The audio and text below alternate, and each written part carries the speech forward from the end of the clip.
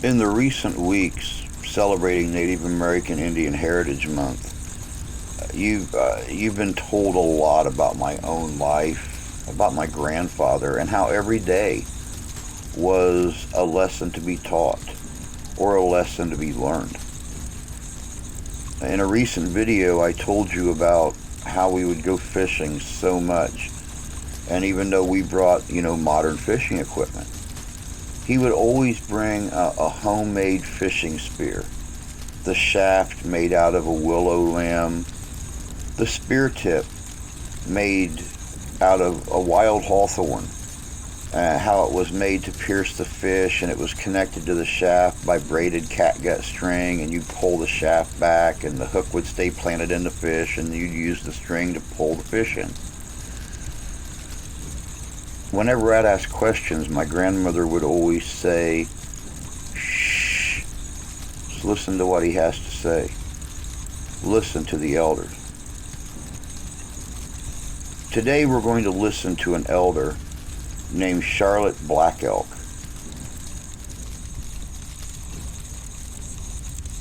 Now, Charlotte is the great-granddaughter of Chief Black Elk, the one who was biographied for the book Black Elk Speaks, talking about the prophecies and the legends and myths of the native peoples.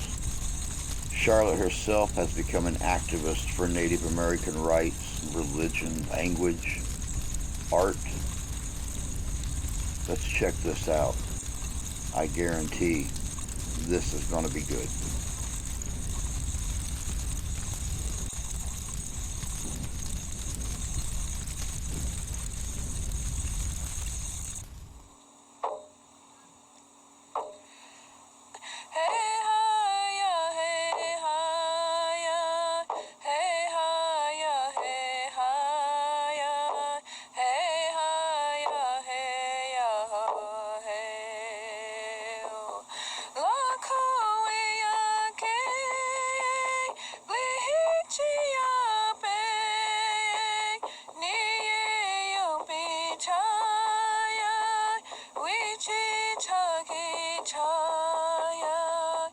The earth has a heart, and her heart beats.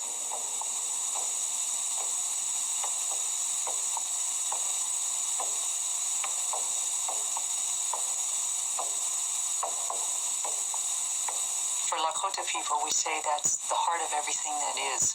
When the universe was created, all of the universe was given a song, and each piece of the universe holds a piece of that song, but the entire song is only in the Black Hills.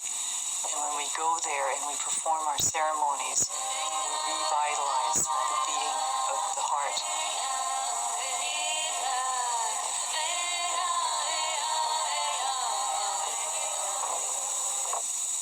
We delighted in the workings of the natural world. Nature was perfect in its complexity, its beauty and terror. We saw ourselves actively involved with the process of living.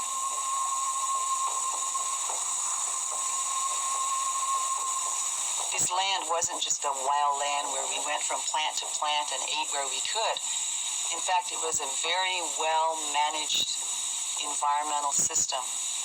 The research is proving our oral traditions that all of this area burned every 10 years, and that over a 100-year period, the whole place was controlled by fire. And if you look at the amount of buffalo that the Great Plains supported 300 years ago, 500 years ago, it's more than the number of cattle that can survive with haying and with planted food. And so, in fact, it was a highly managed environment that we lived on.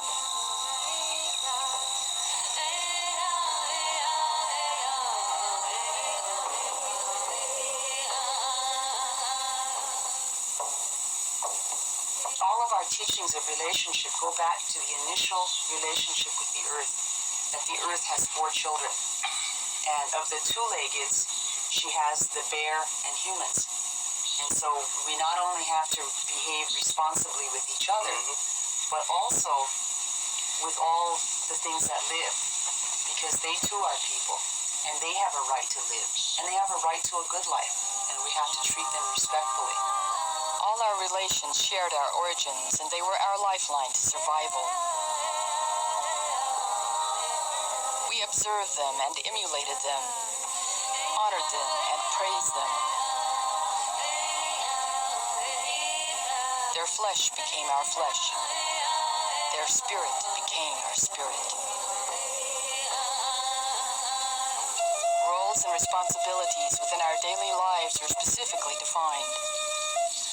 Rules of adherence were strict. Enormous value was placed on human life. Some people have roles as teachers. Some people had roles as artists. Some people had a responsibility to shut up and listen. And so we have some people who very seldom talk, and they keep our histories. We select young children who have auric memory, photographic memory for what they hear. These children are located at around age 4 or 5. They're tested. Then they're taught the story by rote. And so they're like tape recorders. They're a library. And then we have other people that are taught how to interpret that story. And that training begins later, at maybe age 11. They begin learning the symbolism. Why does something mean this? So we say that when you really know the story, you can take it from the origin legend, from Otkokahekta, from the time of different motion. Lakota people, we have stories of when each society was brought into our people. And they followed the Kid Fox society, the Kokala. The Kid Fox is low moving. It makes an attack. It hunts in a pack. It knows when to fall back and regroup. Mean little animals. So our Kokala society based themselves around that. They were the war leaders. And then we have the Hoka, the badger. And the badger, because it knows how to go under, those people were responsible for food caches. We had the Shotkayuha, the bear lance owners, and those people were the ones who made the decision to sacrifice themselves so the rest of the camp could get away. Through the centuries, our ancestors developed concepts and customs of government and justice, founded on the notions that leaders were in positions of responsibility, not power, and that each and every voice must be heard. Councils representing all aspects of our society made decisions of a political or social nature, never forgetting the premise that no individual was greater or more important than the whole. This is the foundation for today's tribal governments. If you did something in Lakota society, you went on the hunt before it was time to go. You were told once. They come and slash your teepee, beat you up. The next time you did it, you were dead. Because the life of all the people was more important than the life of one person. The words of wisdom, of myth and legend often came to us to light the way in times of darkness. Sweet medicine was such a prophet for the Cheyennes.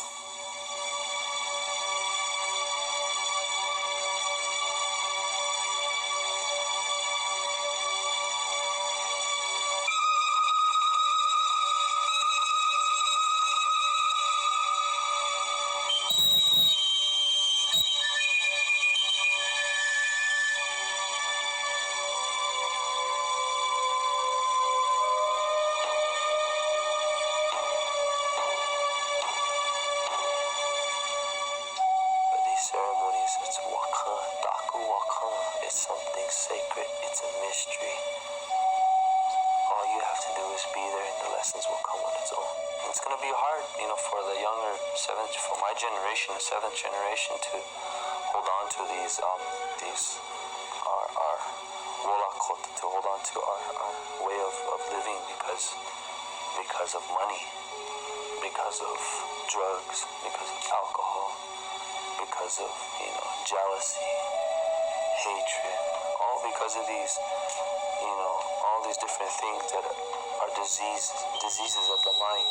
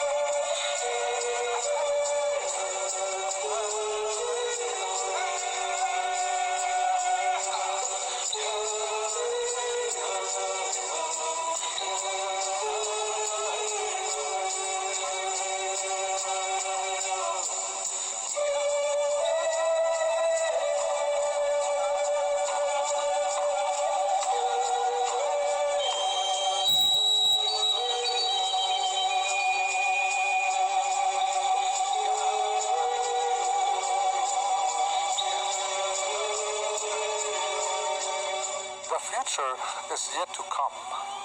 The future began when we leave this earth. That's when the future begins. This is just a stopping place. When you start here, I don't know how you get out. There is life after death. There is life. And that's what I see, and that's what I'm looking forward to. Life after death. At the end of this life, we look forward for a journey. There's so many heavens up there, a lot of places to travel.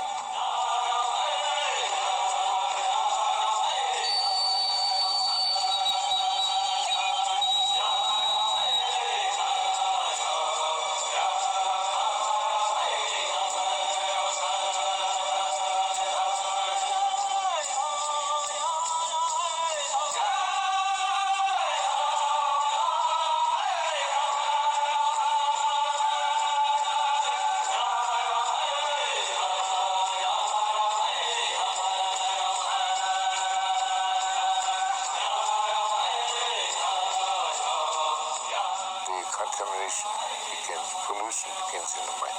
So that's where the whole world is in a turmoil. We totally refuse that this is to grasp our power. We totally deny it. Just me. I have a wisdom, I have a knowledge, I have a power, I have a gift. This is me.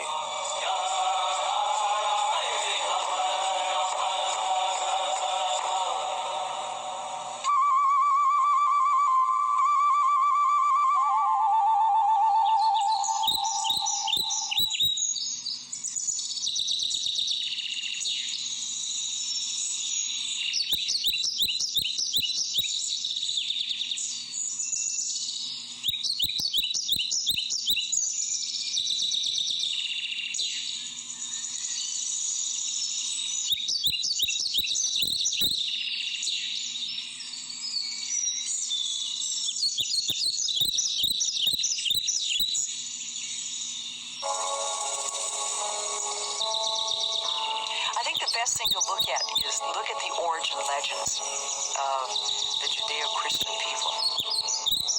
You have an origin legend that says that Adam and Eve were banished onto earth. The earth is an enemy. And you have native people, or Lakota people in particular, who say the earth is my mother and we all have to live together as a family. And those are very, very opposed viewpoints, from one who says this is my mother to the other that says this is a place of banishment. And you don't really have to care for it because someday you're going back to paradise when you complete your banishment. You know, live according to the way that the universe is created. Don't manipulate the world. Don't manipulate other people. You know, respect the dignity of people. Respect the dignity of all life.